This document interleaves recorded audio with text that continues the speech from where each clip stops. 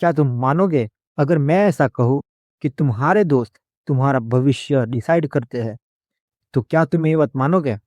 Obviously not, but in reality ये एक सच है। तुमने कहीं पर ये बात तो सुनी होगी कि तुम अपने 5 फ्रेंड्स की एवरेज होते हो। That's mean in every aspects तुम्हारे दोस्त जैसे होगे, वैसे ही तुम बन जाओगे। ऐसी चीज़ें बताने वाला हूँ जो तुम्हारे फ्रेंड्स साइलेंटली तुम्हें शेप कर रहे हो उसके बारे में। So without wasting in time अपने टॉपिक के अंदर घुसते हैं।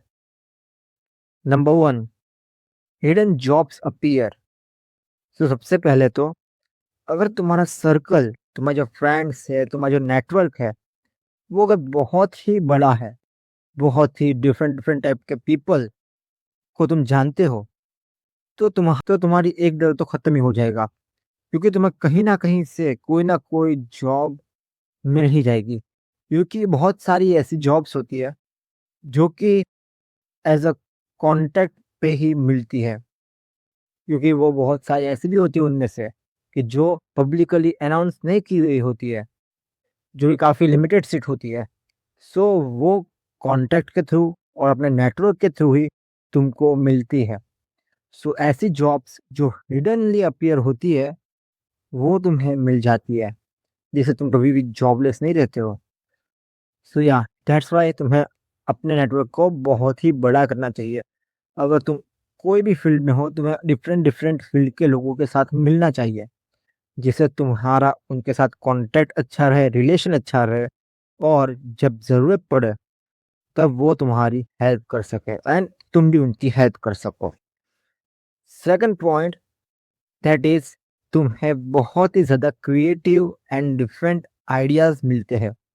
और जब वो नेटवर्क बहुत ही बड़ा होता है, तब तुम्हें बहुत ही सारे डिफरेंट डिफरेंट आइडियाज़ से गो थ्रू होना पड़ता है। तुम बहुत ज़्यादा यूनिक पर्सपेक्टिव्स, बहुत ज़्यादा अलग-अलग दृष्टिकोण से चीज़ों को देखते हो, क्योंकि सारे लोगों का point of view different different होता है, and that's how you will build creative thinking, and जिससे तुम्हारा जो आइडिया है वो भी बाकी सब की तरह बहुत ही बढ़िया हो जाएगा।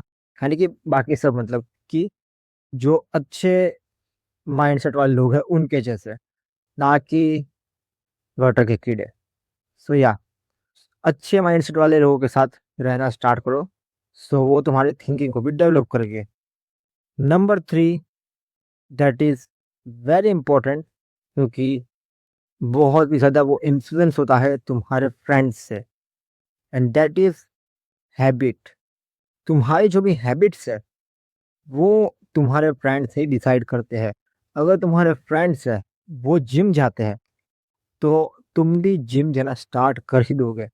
अगर तुम्हारे फ्रेंड्स डाइट प्रॉपर रखते हैं, तो तुम भी अपनी डाइट को प्रॉपर रखोगे with high protein and high nutrients, ठीक है? अगर तुम्हारे दोस्त सारा कचरा-कूड़ा खा रहे हैं बाहर का, जो बिल्कुल भी सही नहीं है, तो तुम भी वही खाओगे। सो अपने दोस्तों की हैबिट्स को ऑब्जर्व करो, और अगर उनकी हैबिट सही नहीं है, तो उनको छोड़ दो, और कोई नया ग्रुप ढूँढो जो अच्छी हैबिट्स वाला हो, जिससे तुम भी उनकी तरह आगे बढ़ोगे। ओके?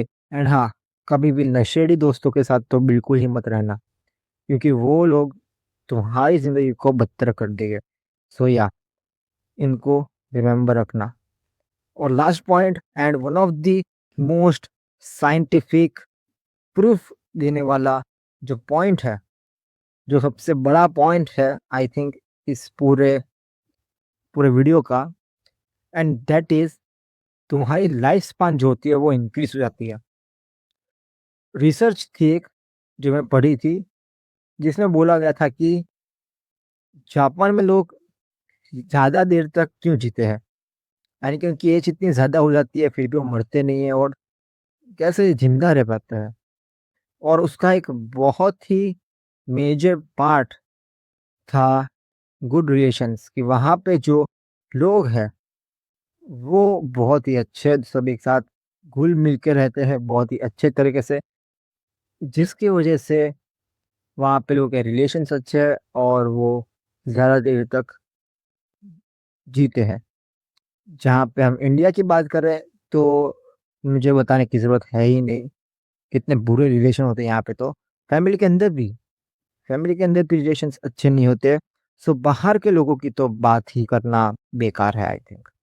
सो या सो ये कुछ पॉइंट्स थे जो तुम्हें तुम्हारे फ्रेंड से एक्सपेक्ट करने चाहिए कि वो इन सब में फुलफिल हो रहे हैं या नहीं, यानी कि वो अपने करियर में आगे बढ़ रहा है या नहीं, वो अपने ग्रोथ पे काम कर रहा है, वो क्या अपने हैबिट्स को अच्छे रख रहा है, ये चीज़ें तुम्हें देखनी है। और अगर वो ऐसा नहीं कर रहा है और वो उसके उल्टी दिशा में है, वो कुछ बुरे काम कर रहा है, सो ऐसे दोस्त कभी काम नहीं आने वाले। सो या छोड़ दो ना और आगे बढ़ते रहो।